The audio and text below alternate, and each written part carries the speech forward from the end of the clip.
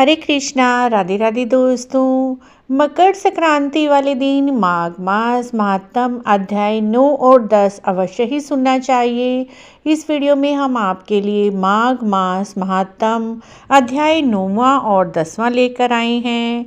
यमदूत कहने लगे, मध्याह्न के समय आया अतिथि मूर्ख पंडित वेद पाठी या पापी कोई भी हो ब्रह्म के समान है, जो रात्रि से थके हुए भूखे ब्राह्मण को अन्न जल देता है। मध्याह्न के समय जिसके घर आया हुआ अतिथि निराश नहीं जाता, वह स्वर्ग का वासी होता है।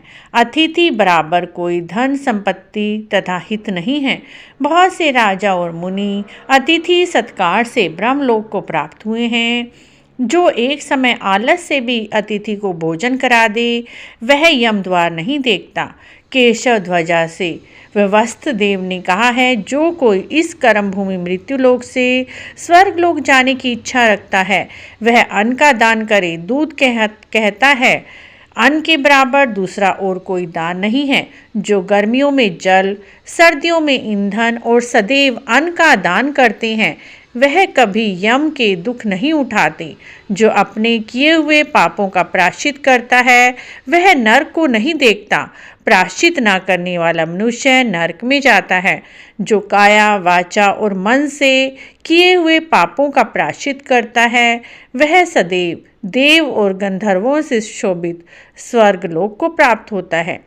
जो नित्य ही व्रत तप तीरथ करते हैं और जितेंद्रिय हैं, वह भयंकर यम को नहीं देखते।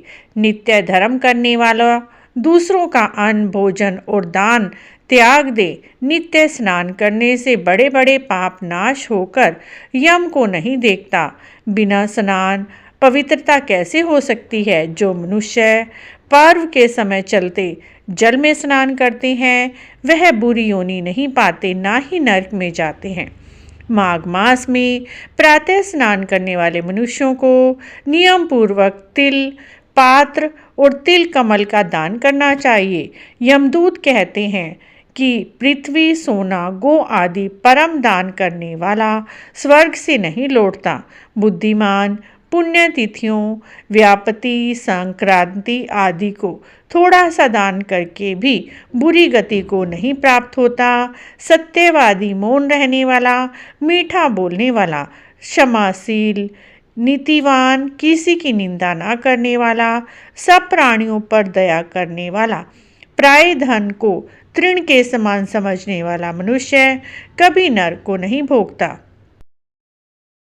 10वें अध्याय में यमदूत कहने लगे, हे वैश्य, एक बार भी गंगा जी में स्नान करने से मनुष्य सब पापों से छूटकर अत्यंत शुद्ध हो जाता है। जो मनुष्य गंगा जी को दूसरे तीर्थों के समान समझता है, वह अवश्य नरक में जाता है। भगवान के चरणों से उत्पन्न हुई गंगा जी के पवित्र जल को श्री शिव जी अपने मस्तक में धारण करते हैं। वह ब्रह्मा जो संदेह रहित प्रकृति से अलग और निर्गुण है, ब्रह्मांड में उसकी समानता किससे हो सकती है? गंगा जी का नाम हजारों योजन दूर से ही लेने वाला नरक में नहीं जाता। इसीलिए मनुष्य को अश्वमेध गंगा जी में स्नान करना चाहिए। हे वैश्य, जो ब्राह्मण दान देने लेने का अधिकारी होकर भी दान नहीं लेता, वह आकाश के नक्षत्रों में चंद्रमा के समान है। जो कीचड़ से गो को निकलता है, जो रोगी की रक्षा करता है, जो गौशाला में मरता है, वह आकाश में तारा होता है। प्राणायाम करने वाले मनुष्य सदैव उत्तम गति को प्राप्त होते हैं।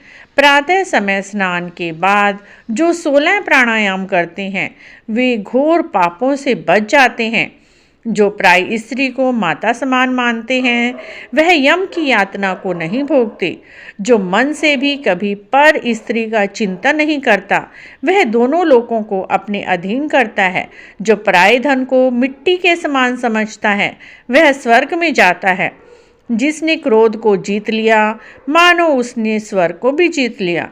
जो माता पिता की सेवा देवता के तुल्य करता है, वह यम द्वार नहीं देखता। जो गुरु की सेवा करते हैं, वह ब्रह्मलोक को प्राप्त होते हैं।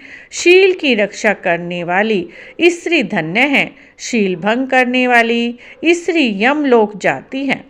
जो वेदों और शास्त्रों को पढ़ते हैं, पुराण और संहिता पढ़ते और सुनाते हैं तथा जो स्मृति का व्याख्यान और धर्मशास्त्र समझते हैं या वेदांत में लीन रहते हैं, वे पाप रहित होकर ब्रह्मलोक को प्राप्त होते हैं।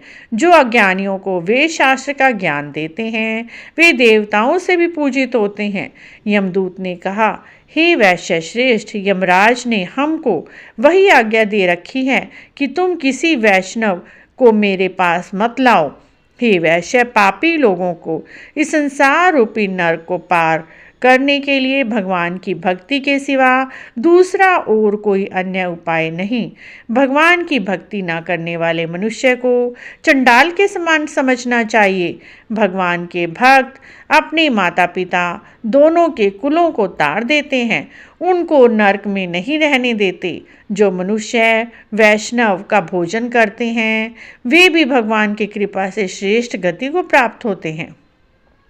बुद्धिमान को सदैव वैष्णव का अन्न खाना चाहिए, इससे बुद्धि पवित्र होकर मनुष्य पाप नहीं करता। गोविंदाय नमः इस मंत्र का जाप करते हुए जो मनुष्य मृत्यु को प्राप्त होता है, वह परम धाम को प्राप्त होता है, इसमें कोई संदेह नहीं है। जो ओम नमो भगवते वासुदेवाय द्वारा द्वाक्षर मंत्र व ओम अष्टाक्षर मंत्र का जाप करते हैं, उसके ब्रह्म इत्यादि बड़े पाप भी नष्ट हो जाते हैं। इस तरह से मित्रों माघ महात्म अध्याय 10वां समाप्त। बोलिए हरे कृष्ण कृष्ण कृष्ण हरे हरे। मित्रों, अगर आपको भी माघ महात्म अच्छा लग रहा है तो कल हम आपके लिए माघ महात्म 11वां अध्याय लेकर आने वाले हैं। कमेंट बॉक्स में जय श्री कृष्ण अवश्य लिखें।